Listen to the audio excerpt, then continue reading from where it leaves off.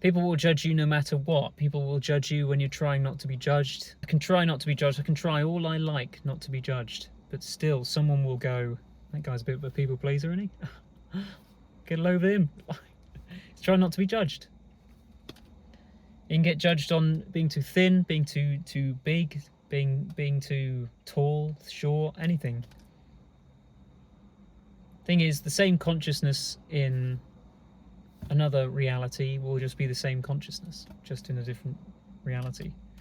To put that another way, is that wherever you go, there you are, and whichever situation you seem to be in life, your mind, you'll look for the same things with your mind. Your body will perform the same, instinctive actions for safety. It's like if you're not happy with this amount of money, then you're probably not going to be happy long term with another amount of money, that kind of thing.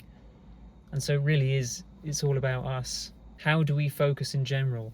It's not like, I want £1 million and that's great, but then sooner or later your actual way of thinking and way of being is going to come into effect. It still is, really. And then eventually, if it means I'm gonna repel money, then you're gonna repel money. That's that kind of. So really the change starts with how are we focusing? How are we focusing? And I say in every moment, it's like, I don't like micromanaging myself. Like, well, did I have a good thought today? Did I have a good thought now? Did I have a good thought now? It's not like that. It's like, in general. How are you doing? How are you being?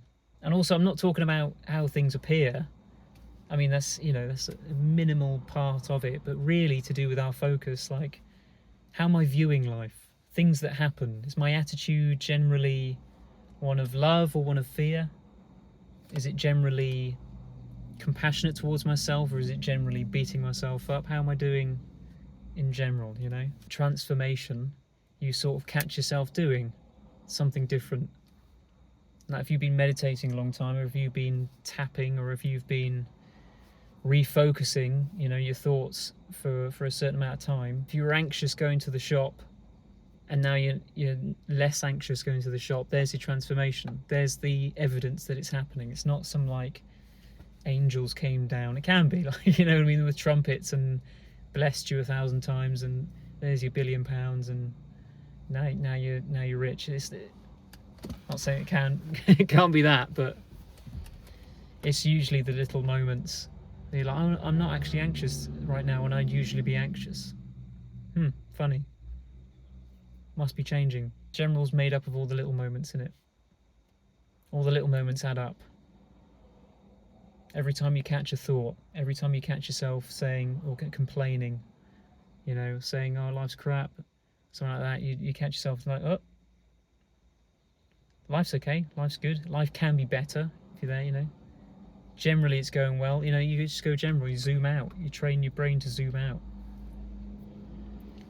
And sometimes I read this information on like brain training and training yourself and how the subconscious mind works and all that jazz.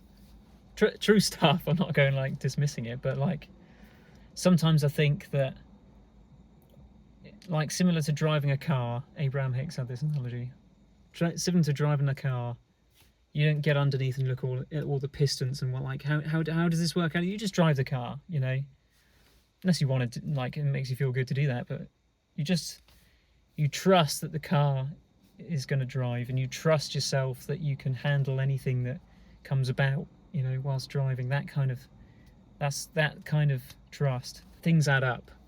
You keep doing it, you keep doing the little things, you keep changing the thoughts. Eventually, you'll see that little evidence of like, I'm not angry, and I used to be angry like in traffic, but I'm not. I'm all right. Like this will pass. It's fine. I can be here. I'm fine. It's that kind of thing.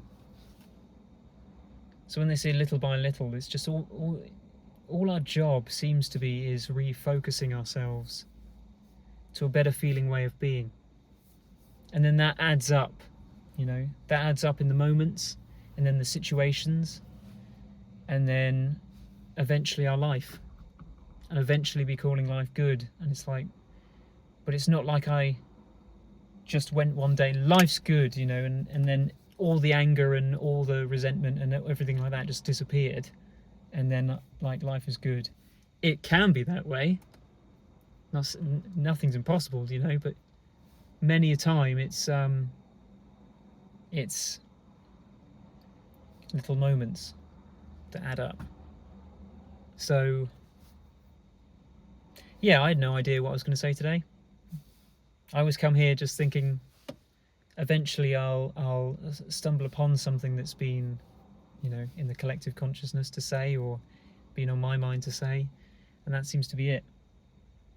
Little by little, moment by moment, one step at a time, baby steps, baby steps, baby steps of compassion, baby steps of catching thoughts.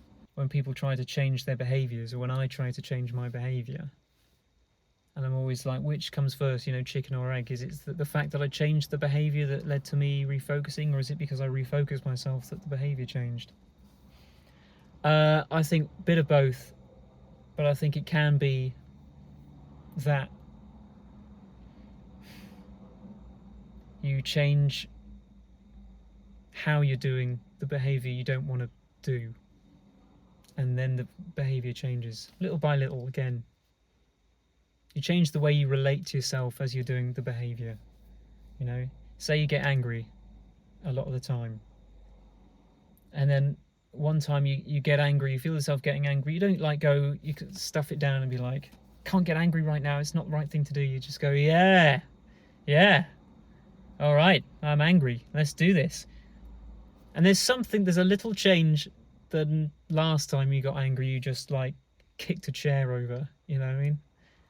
But this time you go, yeah, all right, let's do it. Let's get angry. What are we going to feel now? What are we going to think now? Here come the thoughts. Yes, you want to do what? All right. And it ruins it for the pattern, you know, that's it's just trying to get your attention, you know. Ultimately, just wants your loving attention, do you know what I mean? Basically, your attention is the love that it wants. Just wants you to be with it. Just wants some recognition, you know, from you. And then it's getting it in this sort of different form. You're not in it. You're not in the storm. You're acknowledging the storm, and it's just different. But yeah, that's what I say, little by little.